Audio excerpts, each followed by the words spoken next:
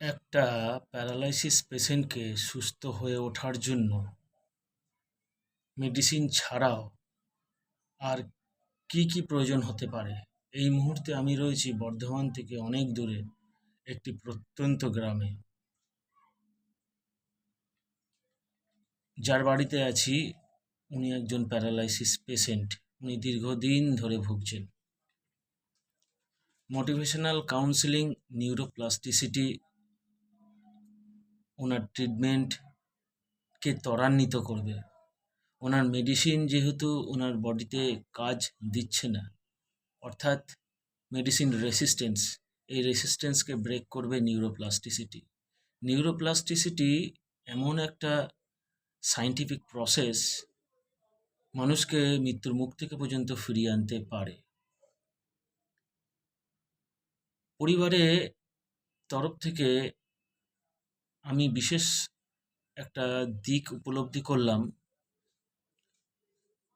নিউরোপ্লাস্টিসিটির মধ্যে এমন একটা বিশেষত্ব আছে যেখানে একটা পেশেন্টকে আনকন্ডিশনাল লাভ দিতে না পারার অভাবটা প্রত্যেকেই ফিল করবে। এই আনকন্ডিশনাল লাভ, এটা খুবই ইম্পর্ট্যান্ট।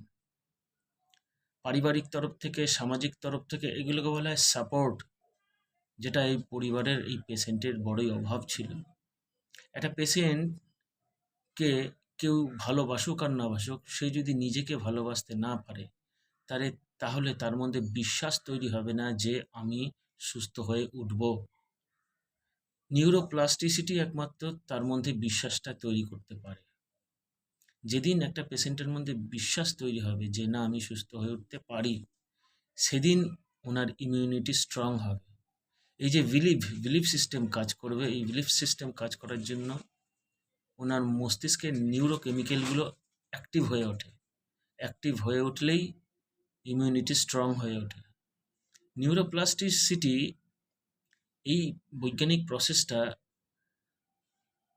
যদি সমস্ত ডাক্তাররা প্রত্যেকটা পেশেন্টের উপর অ্যাপ্লাই করত, তাহলে পেশেন্টদের অকালে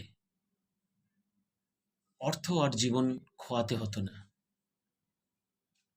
এই ভদ্রলোকের বয়স 55 বছর। নাই নাই করে উনি লক্ষাধিক টাকা ব্যয় করে ফেলেছেন, কিন্তু লাভের লাভ ওনার কিছুই হয়নি। কারণ ওনার মধ্যে বড় অভাব ছিল নিউরোপ্লাস্টিসিটি।